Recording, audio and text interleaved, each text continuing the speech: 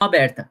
Aspectos relacionados à implementação em guias de prática clínica que contém alguma recomendação para o tratamento farmacológico de doenças crônicas não transmissíveis.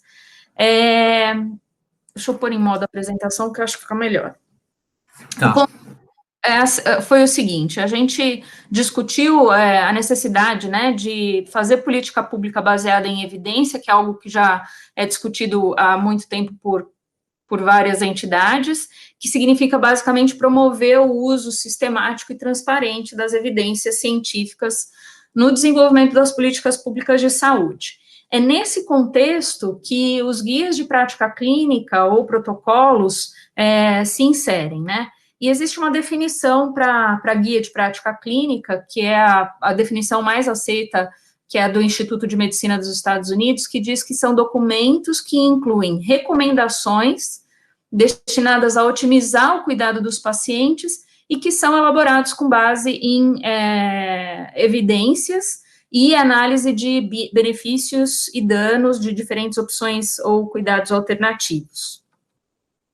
Nessa área, a terminologia é muito vasta, né? O mais importante é que todos esses diferentes nomes aqui para esse tipo de documento, eles sejam baseados realmente em evidência científica. Então, no Ministério da Saúde, a gente tem os protocolos clínicos de diretrizes terapêuticas, PCDTs, depois eu vou falar quem que é responsável por isso dentro do Ministério. A Associação Médica Brasileira tem o projeto Diretrizes, então eles fizeram a publicação das diretrizes clínicas. Outras instituições publicam rotas clínicas, algoritmos, guias de prática clínica, enfim. A nomenclatura realmente varia bastante de lugar para lugar.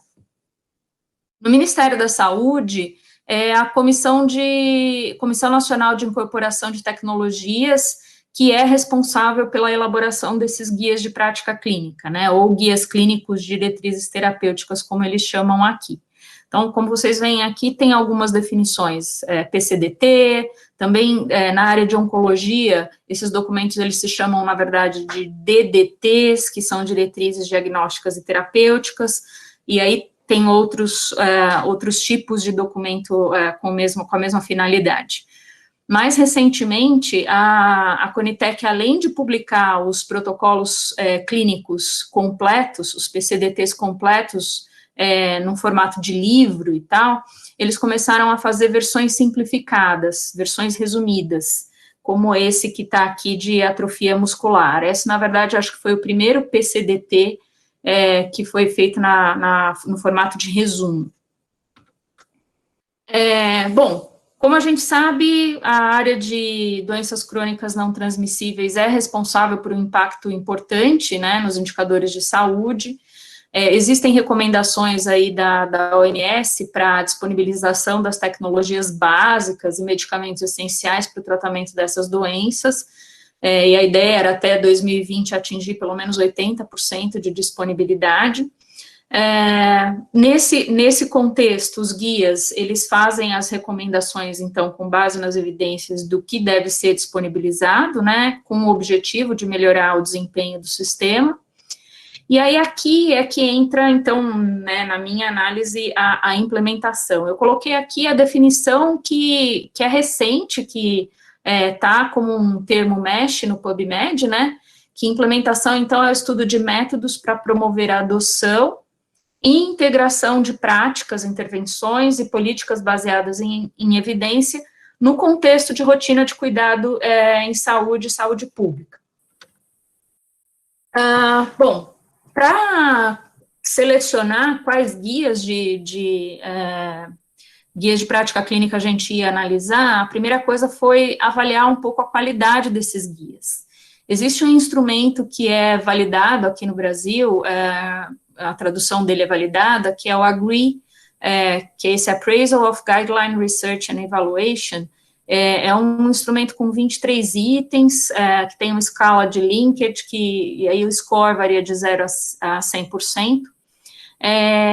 E esse guia, esse instrumento ajuda a identificar guias de alta qualidade. Ele também serve para quem vai elaborar um guia de prática clínica, ele também serve como um direcionador, né, do que deve conter, de qual método deve ser usado para a elaboração desses guias.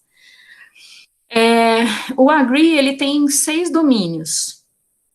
O domínio 1 avalia principalmente a questão do escopo e finalidade, quer dizer, se o protocolo, o guia clínico, o guia de prática clínica realmente define ali claramente os seus objetivos, qual é a questão de saúde que vai ser tratada ali, e qual população que vai ser incluída nessa diretriz, né?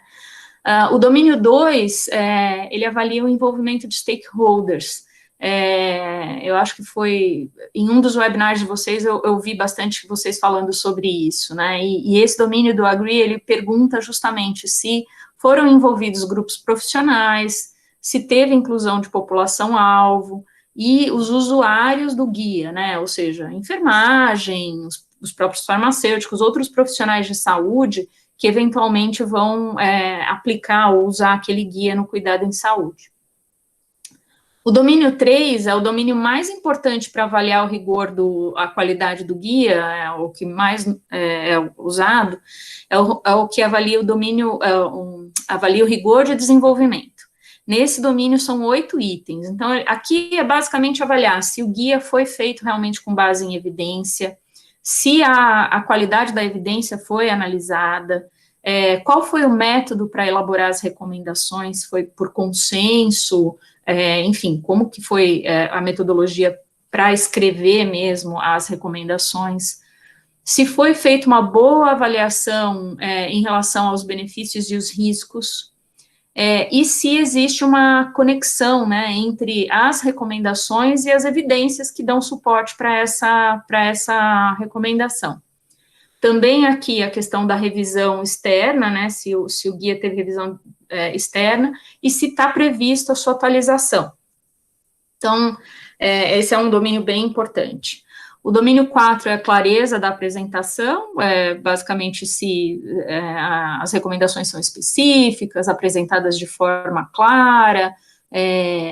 O domínio 5 é o domínio chamado aplicabilidade, essa é a tradução da validação desse instrumento no português, mas é aqui que a gente olha a implementação, porque ele avalia 4 itens aqui. Um primeiro item são os facilitadores e barreiras para a implementação do guia, se isso está contemplado no texto do guia.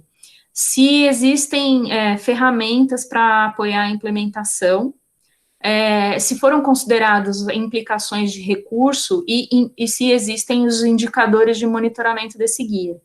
Então, no domínio aplicabilidade que a gente olha a questão da implementação. O 6º domínio é o domínio de independência editorial, para avaliar se realmente teve uma clara declaração de conflito de interesses, a questão de financiamento, também é olhada aqui. Então, usando esse instrumento, ao longo do tempo a gente vê que a qualidade dos guias vem melhorando bastante, mas chama atenção o fato do domínio 3 ser o domínio com o menor score, domínio 3 traduzido como aplicabilidade, né? É o domínio com menor score em várias revisões sistemáticas, que olham guias desenvolvidos em diferentes períodos, né? Então, é um domínio que mostra que as instituições que desenvolvem esses guias de prática clínica, que vão fazer parte das políticas de saúde, tem bastante dificuldade de tratar, né? Então, a questão da implementação nesse contexto, ela é bem importante. Então, qual foi o objetivo do meu trabalho? Foi avaliar, então, os aspectos da implementação nesses guias, identificar estratégias nos guias com qualidade e descrever as ferramentas que são presentes nesses guias. E por que eu escolhi o alta qualidade? Porque, assim, a gente já sabe que a aplicabilidade ou a implementação é um aspecto dos guias que é fraco. Então, a ideia foi tentar olhar nos guias de melhor qualidade o que a gente tem como referência, mais ou menos como se fosse, sei lá, o que tem de melhor de implementação em guia de prática clínica.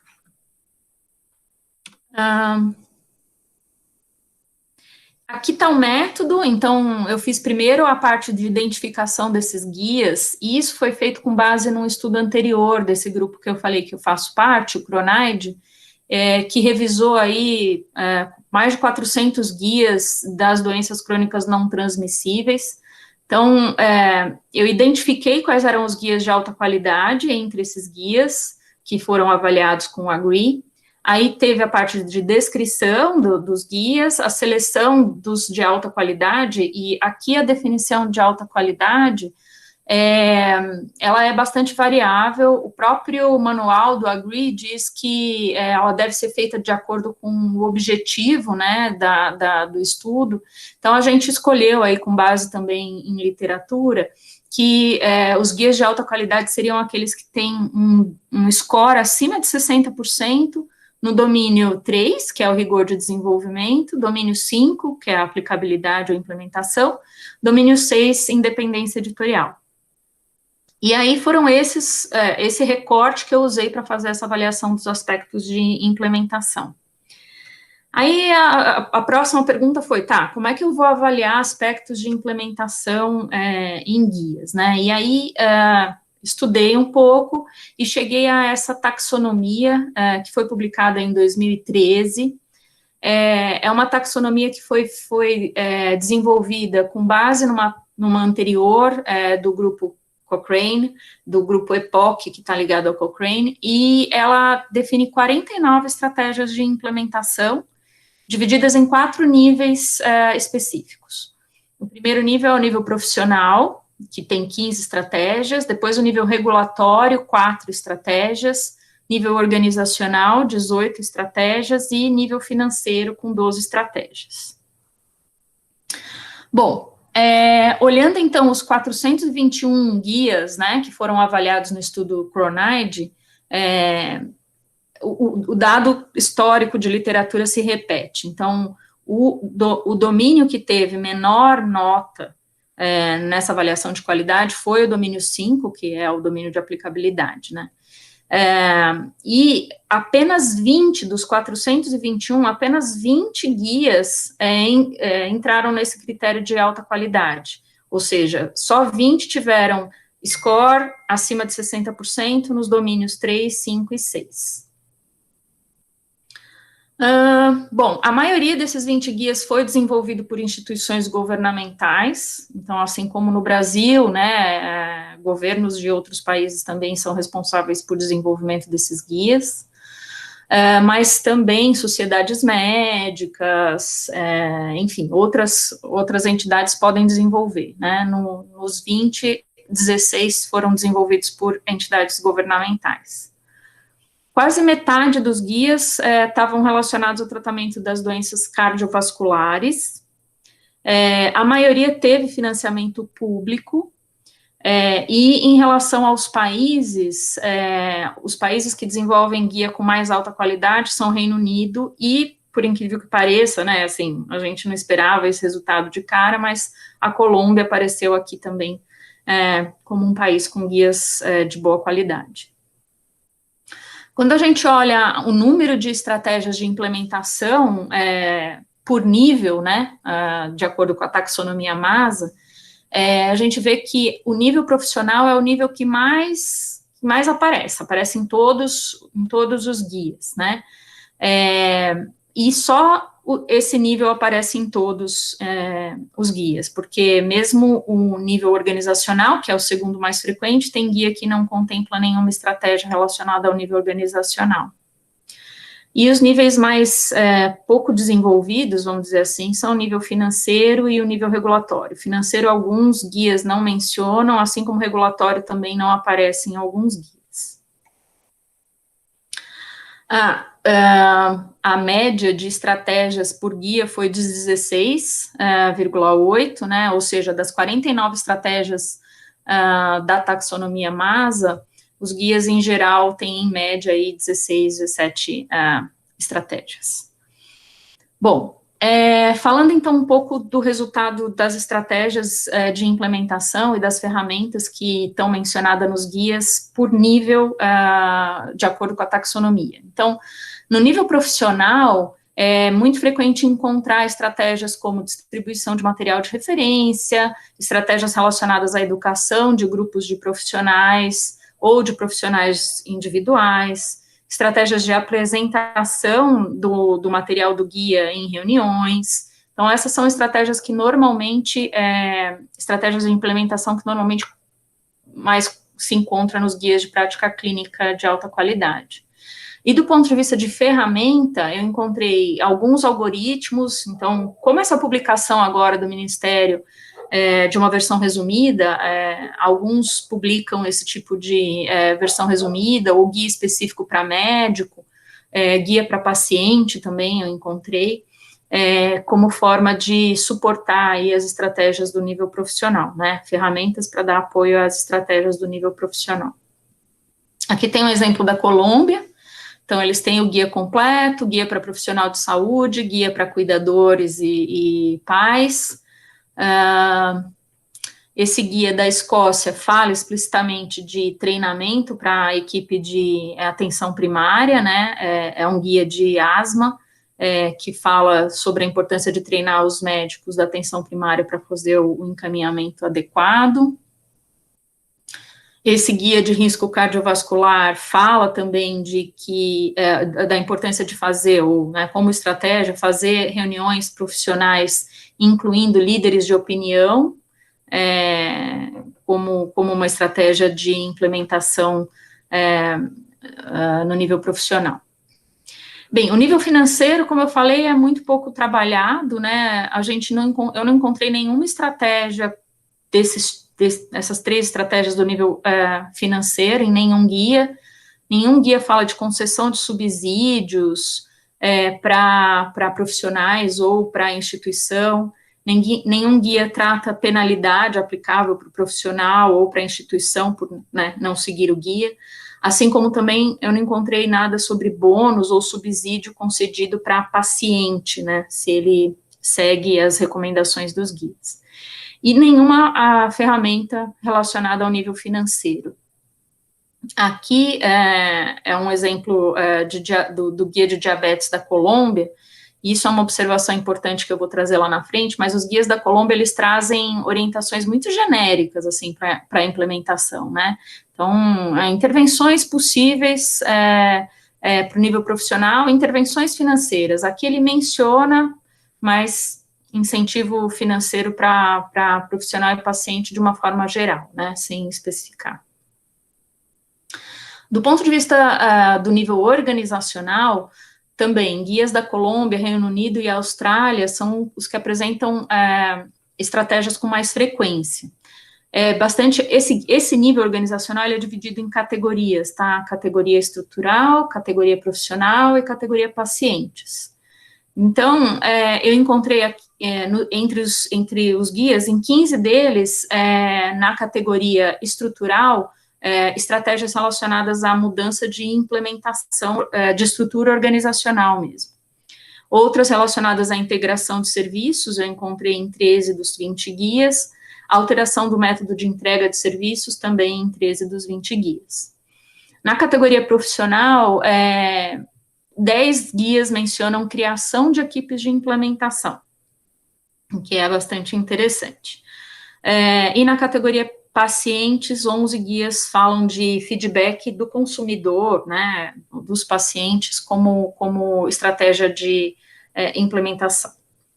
Do ponto de vista de ferramentas, o Reino Unido possui ali uma série de indicadores que eles especificam, além de umas planilhas padronizadas para avaliação inicial de parâmetros e também lista de prioridades de implementação. Na Colômbia também, os guias trazem indicadores de implementação e plano de implementação. Na categoria profissional, o Reino Unido tem relatórios do que não deve ser feito, que é bastante interessante. E na categoria paciente, principalmente versões resumidas dos guias para cuidadores, websites específicos para pacientes e ferramentas de suporte à decisão, também nos guias do Reino Unido. Aqui é um exemplo da Colômbia, né, de um guia de implementação, bastante geral, assim, basicamente os passos vai, talvez, de um projeto de implementação, de um programa de implementação. E aí, passando para o nível regulatório, eu só encontrei 8 guias que mencionam estratégias no nível regulatório, e a estratégia mais comumente mencionada é a de mudança no licenciamento, credenciamento ou acreditação do serviço, mas sem muito detalhe, né?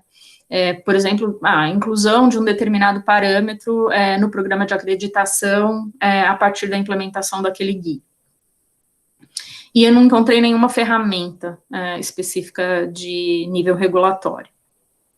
Então, de uma forma geral, assim, a gente pode dizer que guias de prática clínica de alta qualidade contêm, em geral, estratégias relacionadas ao nível profissional e organizacional, na maioria das vezes. Essas estratégias são definidas de forma ainda bastante inespecífica, principalmente as do nível organizacional. Do ponto de vista de ferramentas, as ferramentas mais comumente encontradas são voltadas ao treinamento e à divulgação dos guias, além de planilhas de acompanhamento de parâmetros e de indicadores. Os países que mais desenvolvem guia de alta qualidade, então, foram Reino Unido e Colômbia. Eles contemplam essas questões de implementação no texto, né? Mas chama atenção a falta de conexão entre as estratégias de implementação e a identificação de barreiras de contexto, né?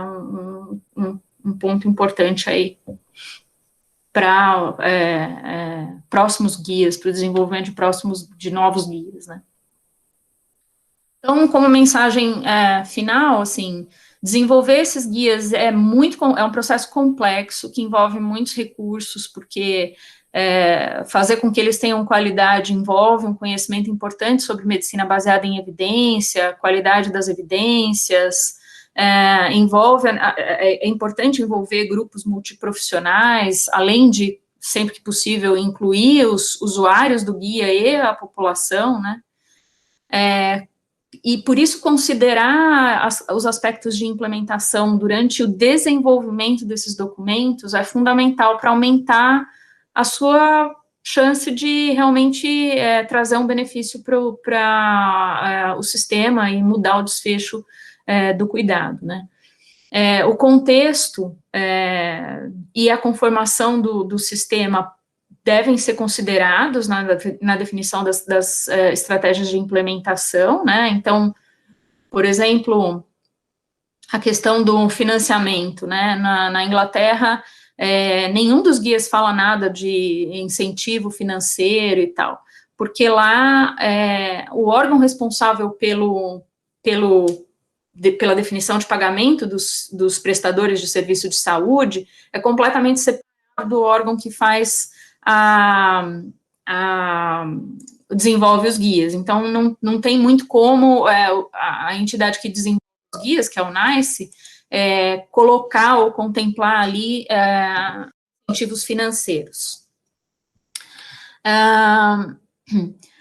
As estratégias devem ser escolhidas para superar barreiras identificadas, e isso não está muito claro nos guias, então, até mencionam a importância de identificar barreiras antes da implementação, mas não tem uma conexão clara entre barreira e estratégia de implementação.